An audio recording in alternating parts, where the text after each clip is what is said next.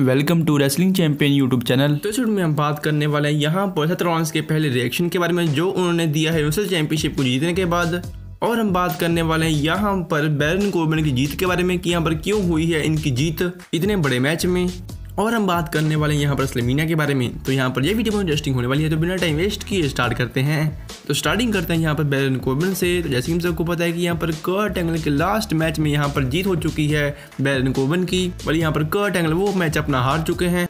तो इस मैच में यहाँ पर कोई भी एक्सपेक्ट नहीं कर रहा था कि यहाँ पर ये सुपरस्टार यहाँ पर जीतेगा इस मैच में, लेकिन बॉटम लाइन ये रही कि यहाँ पर बैरन कोर्बिन ने फाइनली हरा दिया कर्ट एंगल को उनके लास्ट मैच में। तो ये ऑब्वियस है कि यहाँ पर इसके बाद सवाल भी उठेंगे। तो इसी बीच यहाँ पर पहला रीजन ये आता है कि यहाँ पर डब्ल्यूडब्ल्यूई देना चाहती है बैरन कोर्बिन को छोटा पुश। जी हाँ, छोटा बड़ा पुश हो जाता है यूनिवर्सल चैंपियनशिप के लिए मैच का पुश, इसलिए यहाँ पर डब्ल्यूडब्ल्यूई देना चाहती थी बैरन कोर्बिन को छोटा पुश। ने यहाँ पर ऐसा किया कि यहाँ पर बैरन कोर्बिन का नाम हिस्ट्री बुक्स में आ जाए, और आ भी गया। इन शॉर्ट यहाँ पर पहला रीजन तो ये है कि यहाँ पर डब्ल्यूडब्ल्यूई देना चाहती है बैरन कोर्बिन को एक छोटा पुश। अब बात करते हैं दूसरे और सबसे बड़े रीजन के बारे में, और ये है यहाँ पर अनप्रेडिक्टेबल रहना।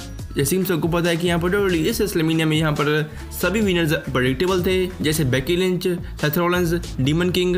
तो यहाँ पर डब्ल्यूडब्ल्यूई कम से कम इस मैच में अनप्रेडिक्टेबल रहना चाहती थी कि यहाँ पर फैंस को वो मिले जो वो एक्सपेक्ट नहीं कर रहे। तो ये दो रीजंस के कारण यहाँ पर जीत हुई है इस बार बैरन कोर्बिन की कर्ट एंगल के मैच में।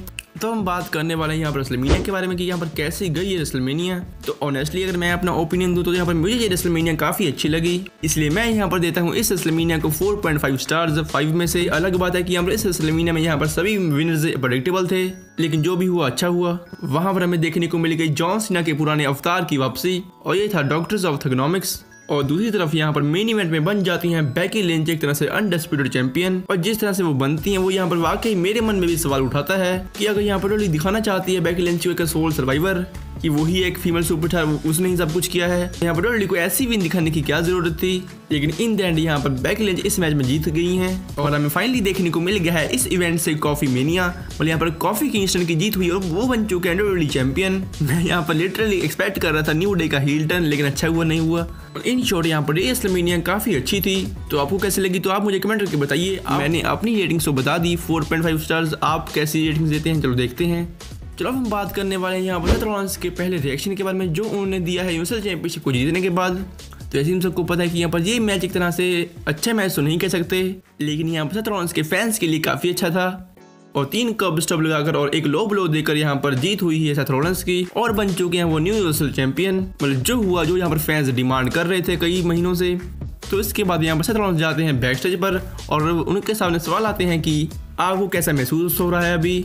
तो यहाँ पर सेथ रॉलिंस जवाब देते हैं कि ये बहुत भाग्यशाली का मूवमेंट है मेरे लिए कि मैं बन चुका हूँ यूनिवर्सल चैंपियन, क्योंकि इससे पहले यहाँ पर कई लेजेंड्स ने यहाँ पर ये चैंपियनशिप थामी है, और मैं बहुत खुश हूँ कि यहाँ पर मैंने फाइनली कर दिया है स्ले द बीस्ट को। इसके बाद एक और सवाल आता है कि यहाँ पर आप कैसे सेलिब्रेट करोगे इस विन को। और सेथ रॉलिंस इसको मजाक में लेते हैं, और वो कहते हैं कि मैं यहाँ पर कैमरे में नहीं बोल सकता, और वो कहते हैं कि अगर मैं देखना चाहता हूँ यहाँ पर सभी मैचेस जो यहाँ पर आगे होने वाले हैं। इसके बाद यहाँ पर एक और सवाल आता है, और वो पूछते हैं कि यहाँ पर डब्ल्यूडब्ल्यूई फैंस यहाँ पर अब आपसे क्या एक्सपेक्ट करते हैं एज यूनिवर्सल चैंपियन।